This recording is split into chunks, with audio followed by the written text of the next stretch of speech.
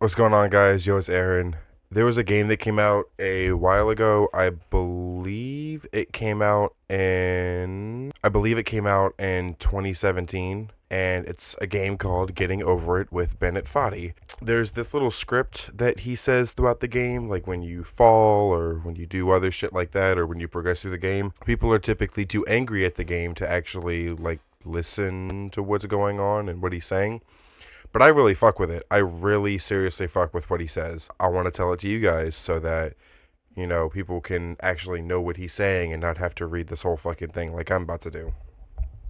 So, anyways, sit back, relax, and enjoy. There's no feeling more intense than starting over. If you deleted your homework the day before it was due, as I have, or if you left your wallet at home and you have to go back after spending an hour in the commute. If you won some money at a casino and then put all of your winnings on red, but it came up black. If you got your best shirt dry cleaned before a wedding, but then immediately dropped food on it. If you won an argument with a friend, but then later discovered that they had just returned to their original view. Starting over is harder than starting up. If you are not ready for that, like you've already had a bad day, then what you're about to go through might be too much. Feel free to go away and come back. I'll be here. Alright, thanks for coming with me on this trip. I'll understand if you have to take a break at any point. Just find a safe place to stop and quit the game. Don't worry, I'll save your progress. Always. Even your mistakes. This game is an homage to a game that came out in 2002 titled Sexy Hiking. The author of that game was Jazu, a mysterious Czech designer who was known at the time as the father of B games. And B games are rough assemblages of found objects. Designers slap them together very quickly and freely, and they're often too rough and unfriendly to gain much of a following. They're built more for the joy of building them than a polished product. In a certain way, Sexy Hiking is the perfect embodiment of a B game. It's built almost entirely out of found and recycled parts, and it's one of the most unusual and unfriendly games of its time. In it, your task is to simply drag yourself up a mountain with a hammer.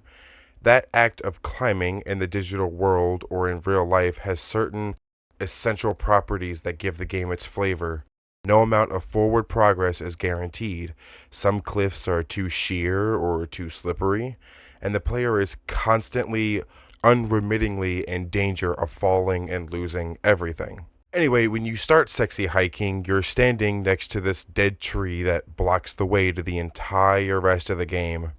It may take you an hour to get over that tree, and a lot of people never got past it. You prod and poke at it, exploring the limits of your reach and your strength, finding a way to get up and over, and there's a sense of truth in that lack of compromise. Most obstacles in video game worlds are fake. You can be completely confident in your ability to get through them once you have the correct method, or the correct equipment, or just by spending enough time. In that sense, every pixelated obstacle in Sexy Hiking is real. The obstacles in Sexy Hiking are unyielding, and that makes the game uniquely frustrating. But I'm not sure Jazu intended to make a frustrating game. The frustration is just essential to the act of climbing, and it's authentic to the process of building a game about climbing. A funny thing happened to me as I was building this mountain. I'd had an idea for a new obstacle, and I'd build it, test it, and it would usually turn out to be unreasonably hard, but I couldn't bring myself to make it easier. It already felt like my inability to get past new obstacles was my fault as a player rather than as a builder. Imaginary mountains build themselves from our efforts to climb them, and it's our repeated attempts to reach the summit that turns those mountains into something real. When you're building a video game world, you're building with ideas, and that can be like working with quick-set cement. You mold your ideas into a certain shape that can be played with, and in the process of playing with them, they begin to harden and set until they're immutable like rock. And at that point, you can't change the world, not without breaking it into pieces and then having to start fresh with new ideas. For years now, people have been predicting that games would soon be made out of prefabricated objects, bought in a store and assembled into a world, and for the most part, that hasn't happened, because the objects in the stores are trash. I don't mean that they look bad or that they're badly made, although a lot of them are. I mean they're trash in the way that food becomes trash as soon as you put it in the sink. Things are made to be consumed and used in a certain context, and once the moment is gone, they transform into garbage. In the context of technology, those moments pass by in seconds. Over time, we've poured more and more refuse into this vast digital landfill that we call the internet. It now vastly outnumbers and outweighs the things that are fresh and untainted and unused. When everything around us is cultural trash, trash becomes the new medium, the lingua franca of the digital age. And you could build culture out of trash, but only trash culture. Be games, be movies, be music, be philosophy. Maybe this is what digital culture is, a monstrous mountain of trash, the ash heap of creativity's fountain, a landfill with everything we ever thought of it, grand, infinite, and unsorted. There's 3D models of breakfast, Gen Xers fanfic novels, scanned magazines, green screen Shia LaBeouf, banned snuff scenes on LiveLeak. Facebook's got lifelike bots with unbranded adverts and candid shots of Kanye and Taylor Swift mashups, car crash, epic fail gifs, Russian dashcam videos, discussions of McRibs, discarded, forgotten, unrecycled, muddled, forgotten, untitled.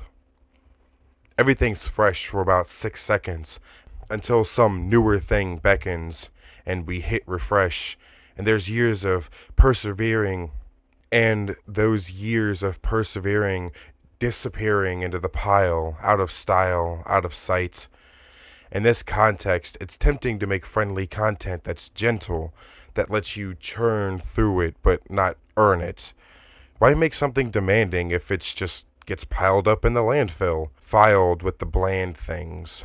When games were new, they wanted a lot from you, daunting you, taunting you, resetting and delaying you. Players played stoically. Now everyone's turned off by that.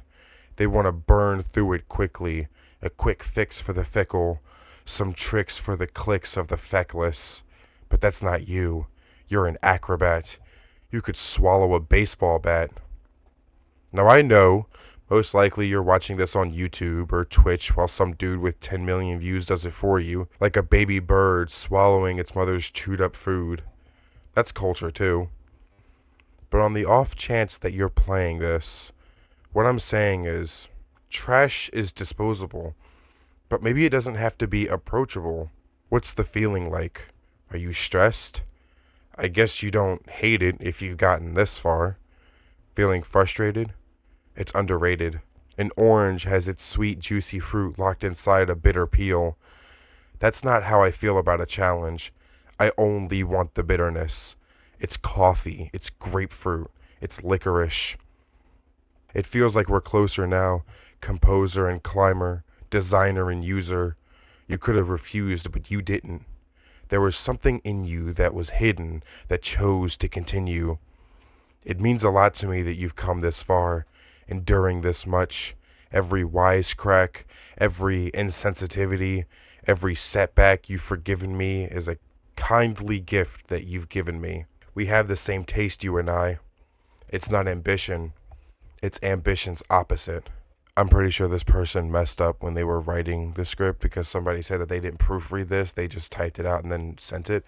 But this says, an obdurate mission to taste defeat. You'll feel bad if you win.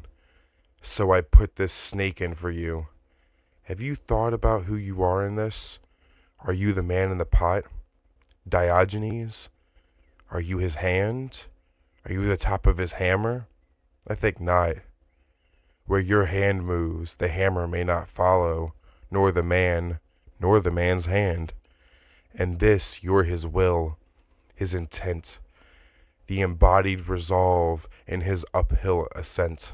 Now you've conquered the ice cliff, the platforms, the church, the rectory, the living room and the factory, the playground and the construction site, the granite rocks and the lakeside.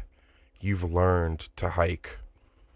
There's no way left to go but up. and in a moment, I'll shut up. But let me say, I'm glad you came. I dedicate this game to you, the one who came this far. I give it to you with all of my love.